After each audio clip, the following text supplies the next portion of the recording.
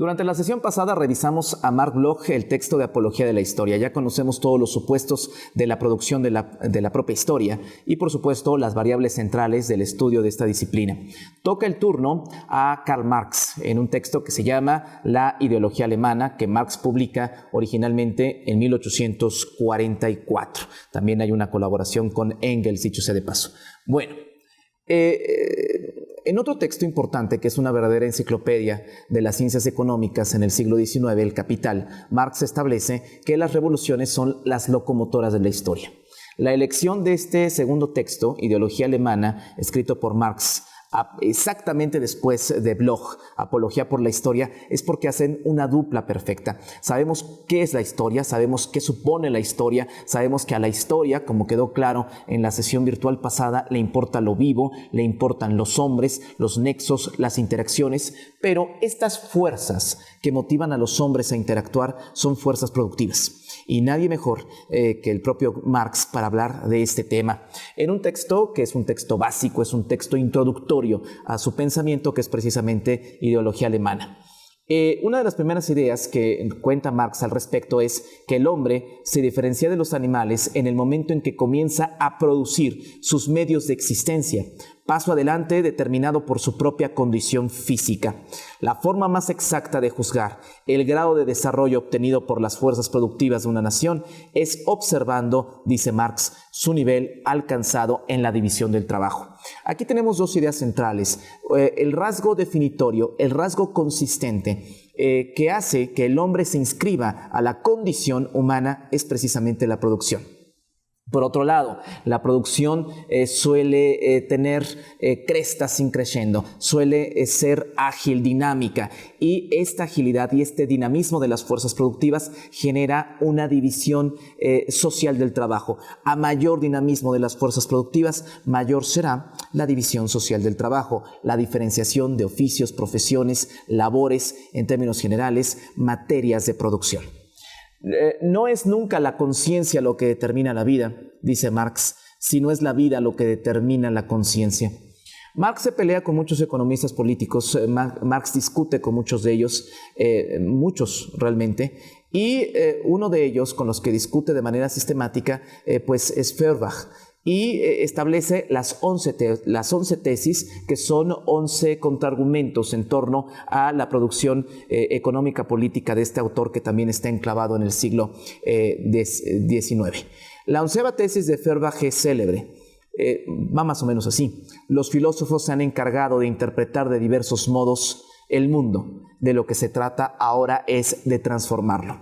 Esto supone una vuelta de tuerca, una vuelta de pensamiento. Algunos autores han dicho poner patas arriba al pensamiento, concretamente a uno de los pensadores que más influyó en Marx, que fue precisamente Hegel. Es decir, no la idea que configura la realidad, sino la realidad que es la materia prima de la idea, la materia prima del pensamiento. A esto nos referimos con poner patas arriba, con esta vuelta de tuerca. Este giro que es perfectamente natural en la tradición del pensamiento político occidental. Por eso Marx dice, no es nunca la conciencia, la mente lo que determina la vida, sino es la vida lo que determina, lo que imprime en la conciencia, en el pensamiento. Y para Marx el pensamiento, quizá ese es uno de sus más grandes aportes, el pensamiento es una forma de acción. Los hombres han de poder vivir para poder hacer la historia. El primer hecho histórico es la producción de los medios que permitan satisfacer esas necesidades. Es interesante cómo la historia, la economía, las relaciones de producción y la política tienen un nexo absoluto en el pensamiento marxista. No existe tanto una sobredeterminación de las cuestiones económicas sobre las cuestiones políticas, como muchos estudios postmarxistas aclaran. Es prácticamente una simbiosis entre estas tres fuerzas, las fuerzas productivas, la vida, lo público político y, por supuesto, el proceso histórico. Están en simbiosis, están en horizontalidad, están en una misma interconexión, en un nudo de comprensión. La suma de las fuerzas productivas disponibles al hombre determinan el estado social. Por tanto, es necesario estudiar la historia de la humanidad. siempre en relación con la historia de la industria y del intercambio. Para Marx es muy claro, la historia de la humanidad no es otra cosa más que la expresión de la historia de la industria y del intercambio, de las fuerzas productivas, de las relaciones de producción. ¿Por qué está condicionada la interdependencia materialista de los hombres? Por las necesidades, así como por la forma de producción. Se trata de una interdependencia que adopta continuamente nuevas formas. Estas relaciones productivas, estas formas de producción se expresan de diferentes maneras, se expresan en diferentes coyunturas, expresan su sentido en diferentes procesos. Y aquí es interesante cómo Marx rompe un poco, aparentemente, con la línea de su pensamiento y entonces se va con el tema del lenguaje. ¿Qué es el lenguaje? La conciencia real, existente para otros hombres y para uno mismo, y al igual que la conciencia, el lenguaje nace con la necesidad de relación con otros hombres. ¿Por qué trae el lenguaje a cuentas? Porque el lenguaje se produce precisamente en el diálogo de uno consigo mismo o en el diálogo de uno frente a los otros. En ese diálogo ocurre, en ese espacio entre los hombres ocurre la política, en ese espacio entre los hombres ocurre la producción, en ese espacio que existe y que media entre los hombres ocurre la historia. No es casualidad que traiga a cuento estas ideas. Y adelanta Marx una vez de hacer esta nota al pie, de hacer esta precisión. La división del trabajo se da como tal solo a partir del momento en que se opera una división del trabajo material y una división del trabajo intelectual.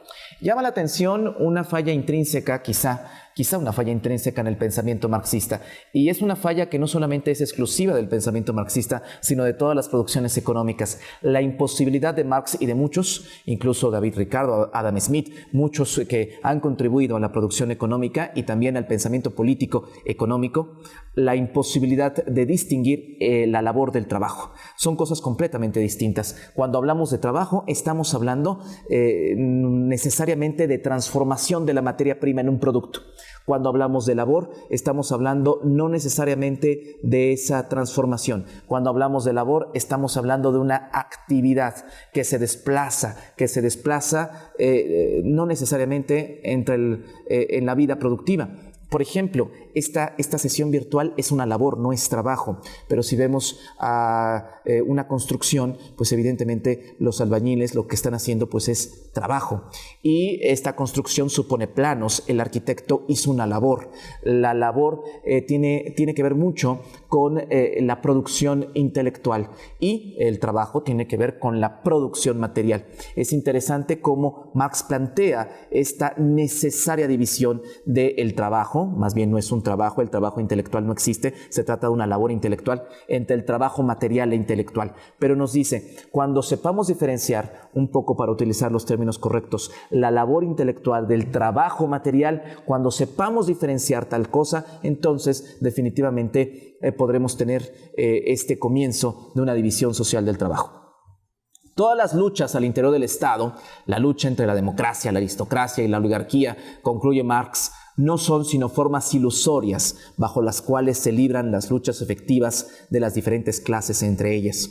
¿Por qué es importante esta división del trabajo? Porque al final de cuentas lo que expresa las revoluciones, lo que expresa las transiciones, lo que expresa los procesos naturales, de acuerdo a Marx, naturales, consustanciales de la vida social, son precisamente eso, choques entre fuerzas productivas. Lo que está detrás de la lucha entre la democracia, la aristocracia, la oligarquía, tan propia para el tiempo de Marx, la lucha entre el absolutismo y el parlamentarismo, por ejemplo, lo que está detrás es el choque de fuerzas productivas, es la contrastación, la contradicción entre modos de producción. ¿Qué necesita el proletariado? Una categoría que viene desde Roma. Marx es un experto en las formas políticas de la antigua Roma, del imperio, y que prácticamente configura e introyecta para el tránsito del siglo XIX. ¿Qué necesita el proletariado? Una categoría interesante. Conquistar el poder político para representar su propio interés como si fuera el interés general. Y aquí es cuando el pensamiento es una forma de acción. Y aquí es cuando Marx intenta hacer que el pensamiento sea también una forma de acción y cuando no solamente una forma de acción, sino también una forma de transformación. Recordemos la 11ª tesis de Feuerbach, los filósofos se han encargado de interpretar de diversos modos el mundo, de lo que se trata ahora es de transformarlo. ¿Cuál es el espacio de transformación idóneo para la clase proletaria? El comunismo. ¿Qué es el comunismo en palabras de Marx? No es un estado que sea necesario crear, dice Marx, tampoco un ideal sobre el que haya de reglamentarse la realidad. Nosotros llamamos comunismo al movimiento real, que anula el estado actual. Las condiciones de este movimiento son resultantes de premisas actualmente existentes. Esto es interesantísimo. No es algo que esté en el pasado, mucho menos es algo, el comunismo, que está en el futuro. Es algo que está en el movimiento, es algo que está en la base productiva. Es algo, repetimos, nosotros llamamos comunismo al movimiento real que anula el estado actual. Las condiciones de este movimiento son resultantes de premisas actualmente existentes. El comunismo proviene de la contradicción de las formas productivas y el comunismo es movimiento que está diseñado a desarticular al estado actual, como dice Marx, y la base de este movimiento, pues por supuesto, es una base económica. El proletario, continúa Marx, no puede existir sino a escala de la historia universal, igual que el comunismo, cuya existencia no puede reconocerse de otra manera que como una existencia histórica universal. Aquí hay muchas críticas fincadas al pensamiento marxista, porque estamos de acuerdo que Marx está pensando esto desde la primera mitad del siglo XIX y desde la Europa nórdica, desde la Europa occidental. Si nosotros revisamos la situación de Rusia, la situación de China, la situación de América Latina en ese momento, pues no está pasando precisamente por una fase de capitalismo industrial avanzado. El exceso de eurocentrismo es una de las críticas más recurrentes al pensamiento marxista. Sin embargo, es una crítica, como ya vimos con Karl Popper y como ya vimos con las lecturas anteriores, es una crítica que se le puede hacer no solamente al pensamiento marxista, sino a cualquier otra teoría. Las teorías tienen escalas explicativas, tiempos y espacios de explicación y ámbitos temporales de comprensión. Esto es no solamente una crítica al pensamiento marxista, es su exceso de eurocentrismo, si se me permite. Es una crítica que puede ser cifrada a muchas otras teorías. Y curiosamente, dice Marx, no es la crítica, sino la revolución el fin de la historia. Y aquí es un punto de separación con el resto de la producción filosófica. Porque desde Kant la crítica es algo que hace posible que la teoría y la práctica sean una misma cosa. La crítica es ese movimiento, ese análisis, esa introspección que hace posible que la teoría se concilie con la práctica, que la teoría se concilie con la praxis. Y Marx dice, no es la crítica, porque la crítica sigue siendo interpretación. Otra vez la 11ª tesis de Feuerbach, los filósofos se han encargado de interpretar de diversos modos el mundo, se trata de transformarlo. Es la revolución, y la revolución, pues por supuesto, proviene desde la idea de Marx de una contradicción, de una conciencia de clase, de la conciencia del proletariado, que es la clase revolucionaria por excelencia, y desde luego proviene de la confrontación de modos de producción y de fuerzas productivas. Hay más cuestiones con respecto a Marx. Marx argumenta más adelante, la historia se ha de escribir siguiendo siempre una norma situada fuera de ella. La transformación de la historia en historia universal es una acción material empíricamente demostrable, una acción donde cada individuo hizo su intervención con su manera de vivir, comer, beber y vestirse. ¿Qué quiere decir esto? De que la historia ha de escribirse siguiendo una regla que se encuentra fuera de la misma. La historia se escribe de acuerdo a las fuerzas productivas. La historia se escribe de acuerdo a la evolución y desarrollo de los modos de producción. Lo que decíamos hace un momento, este espacio de interacción donde ocurre la acción entre los hombres, tiene muchas motivaciones, entre ellos las situaciones económicas, entre ellos las fuerzas productivas y la situación de las fuerzas productivas. Pero creo que estamos hablando demasiado en abstracto y es importante bajar una imagen para que nos demos cuenta exactamente lo que nos intentó decir Marx. Por ejemplo, ¿por qué las mujeres no participaron en la vida pública sino hasta plenamente hasta la segunda mitad del siglo XX. Cuando Marx está escribiendo este texto, a finales de la primera mitad del siglo XIX, las mujeres no participaban en la vida pública y no eran consideradas como parte connatural, habitual del espacio público político. ¿Qué hace que Finlandia, algunos países de la Europa nórdica precisamente, vayan incluyendo, curiosamente, los más desarrollados económicamente, vayan incluyendo a la mujer a la vida pública? ¿Qué hace que a finales de los años 40 se incluyan en Francia, en la cuna de los derechos del hombre y del ciudadano? Y recordemos esta declaración de los derechos del hombre y del ciudadano, que seguramente en otras clases como derechos humanos, cultura y democracia están revisando. Es una declaración de los derechos del hombre, no de la mujer. Olympe de Gouges, precisamente en contrapartida, de manera contemporánea, esta declaración emite la Declaración de los Derechos de la Mujer y de la Ciudadana. ¿Por qué la mujer no participa activamente en su ciudadanía activa y pasiva? Es decir, derecho a votar y ser votada hasta la segunda mitad del siglo XX. La respuesta es las fuerzas productivas. Las fuerzas productivas arrojan a las mujeres, en principio, de las casas a las fábricas, y de las fábricas a las universidades, y de las universidades a los centros de servicio, a los centros de producción. Convierten a la mujer, en la concepción del siglo XVIII y XIX, como una extensión de la propiedad de los hombres, la convierten en una ciudadana, en una contribuyente. Este no es solamente algo que se logró por una exigencia que por supuesto existió movimientos feministas, existieron movimientos de reivindicación sexual de las mujeres en los años 60, la quema de sostenes, la revolución sexual, la minifalda como un ícono de esta misma revolución sexual. Pero no solamente, cuidado, aquí Marx es muy cauto al respecto, no solamente por las marchas, por la protesta, por la consigna, también por la fuerza productiva, aquello que impulsa a los hombres a actuar, aquello que impulsa a los hombres a transformar.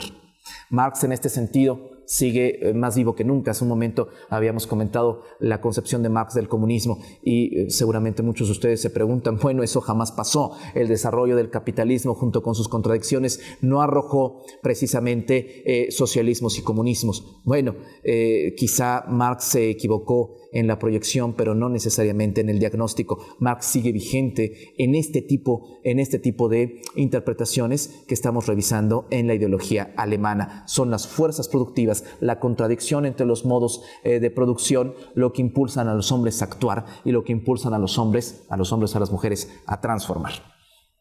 Fue, dice Marx, la necesidad del trabajo a jornal en las ciudades lo que creó la plebe. Con el sistema de competencia universal, la gran industria forzó a todos los individuos a una tensión máxima de su energía. Ella es quien creó verdaderamente la historia mundial en la medida en que consiguió hacer depender del mundo entero a cada nación civilizada y a cada individuo dentro de esta nación para la satisfacción de sus necesidades. Al emancipar la propiedad privada de la comunidad, el Estado ha adquirido una existencia particular junto a la sociedad civil y al margen de ella.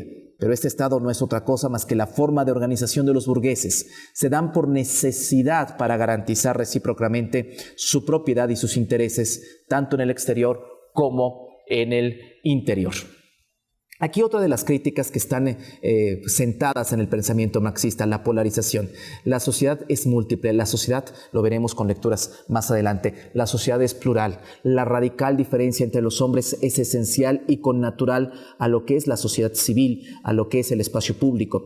Aquí hay una reducción explicativa en los términos. Todo se somete a proletarios contra burgueses. Y esta dupla, aunque es real y aunque es verídica y existente y contrastable, se falsa, diría Popper, de manera positiva durante la primera y la segunda mitad del siglo XIX, evidentemente el diagnóstico de Marx es certero.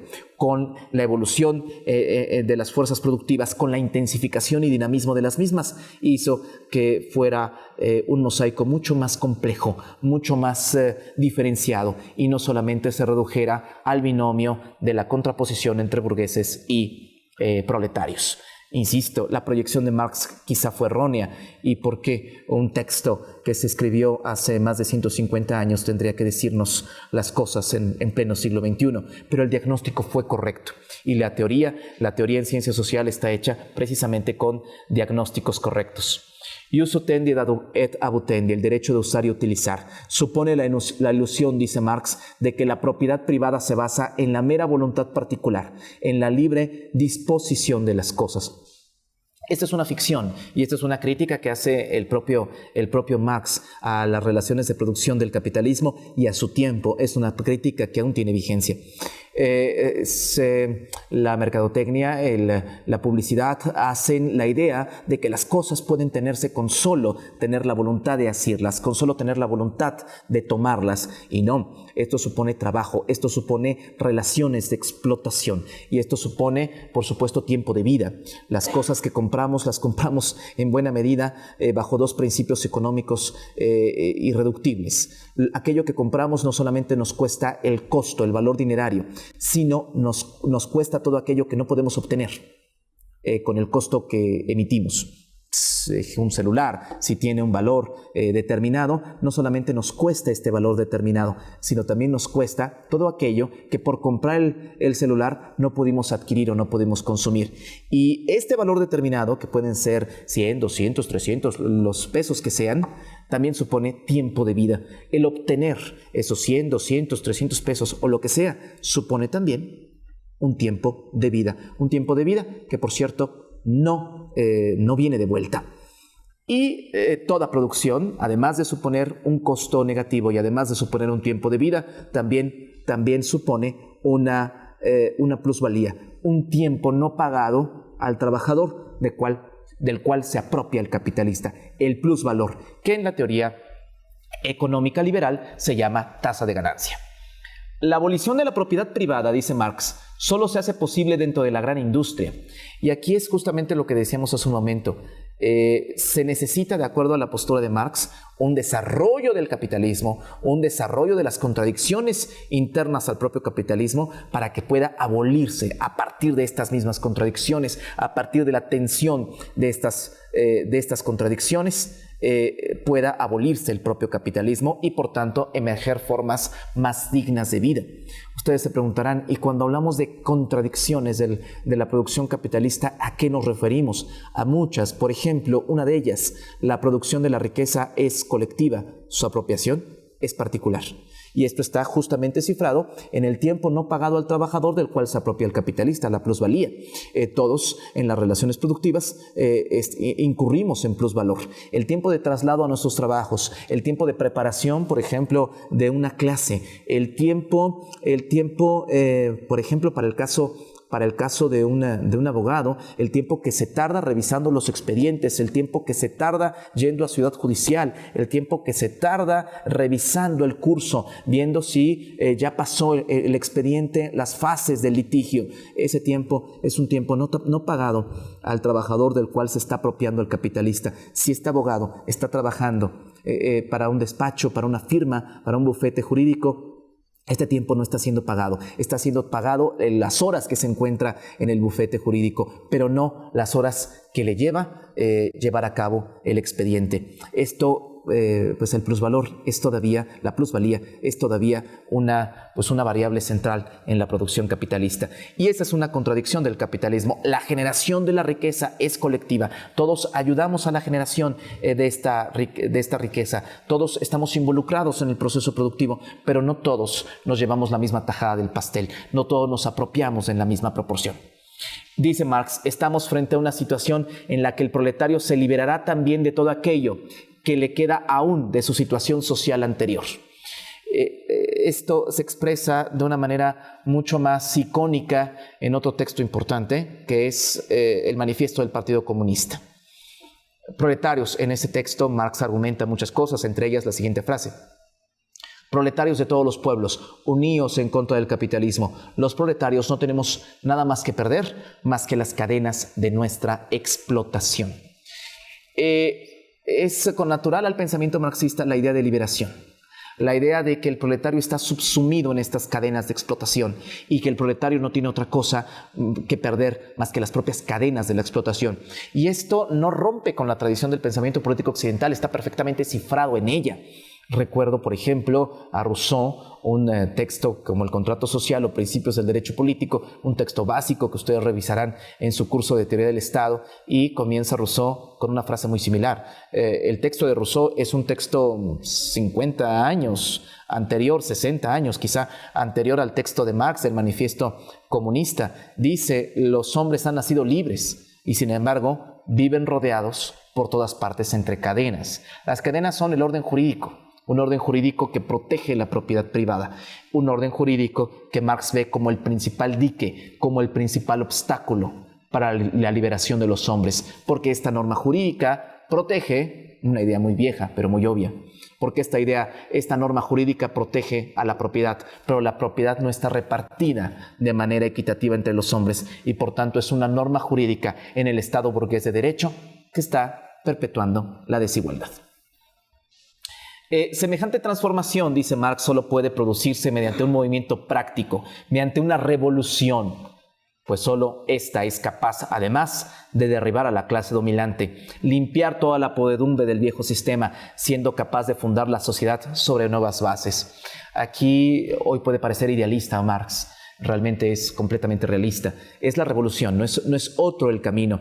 Está Marx, situemos el tiempo y el momento, en la emergencia de los partidos socialistas, en la emergencia de los partidos comunistas, en el arribo de estos partidos al espacio público, en los obreros. Quizá Marx sea uno de los que con mayor sagacidad logró ver esto. La emergencia de la clase obrera, de la clase proletaria, en sus palabras, como una clase decisiva de la vida pública política, como un arribo determinante de la clase obrera a las decisiones de la vida pública política. Esto no ocurría en el siglo XVIII, esto no ocurría, ni siquiera ocurría a principios del siglo XIX. Esto ocurrió hasta la segunda mitad del siglo XIX, motivado ¿por qué? Por una de las consecuencias políticas más evidentes de la revolución industrial, el arribo de la necesidad a las decisiones de la vida pública, el arribo de la clase trabajadora a un lugar donde nunca antes habían entrado, a las decisiones de la vida pública, a los parlamentos, a los espacios de representación. Y entonces Marx sabía perfectamente que con un Estado burgués de derecho que protege la propiedad privada, esta clase, y con un sistema jurídico que también está protegiendo de manera indirecta la desigualdad económica entre los hombres, pues jamás la clase proletaria iba a, digamos que, liberarse de las cadenas de la propia explotación. Tenía que ser un movimiento radical. Todo movimiento es radical o no es movimiento, y este movimiento es la vía revolucionaria. Hoy, lo que parece 150 años después, lo que parece hasta cierto punto ilusorio, hasta cierto punto utópico, es en tiempos de Marx extralógico y realista. Habrá, cada vez que revisemos autores, sobre todo que tienen un tiempo de vida pues ya bastante despegado del siglo XXI, habrá que enjuiciarlos en la medida de su propio tiempo. El tiempo siempre es una medida importante para la interpretación de los autores. ¿Qué es el comunismo? Y reafirma Marx: echa por tierra la base de todas las relaciones de producción y de intercambio. Su organización es, por este motivo, esencialmente económica. Es la creación material de las condiciones de esta unión. Todos los conflictos de la historia deben su origen a la contradicción entre fuerzas productivas y modos de intercambio. Los proletarios, si quieren reafirmar su valor como persona, tienen que suprimir la propia condición anterior de existencia, que ciertamente es también la de toda la sociedad. Esto es, tienen que abolir el trabajo. Y con esto cierra Marx. Por supuesto, habrá que revisar el concepto del trabajo, habrá que revisar el concepto de revolución, habrá que irnos a un análisis un poco más minucioso de su trabajo, pero esto, por supuesto, en sesiones posteriores. El foro de dudas y preguntas para cualquier aclaración, para cualquier comentario, pues sí, siempre está abierto en este segundo taller de nuestro curso Introducción a las Ciencias Sociales. Hasta la próxima.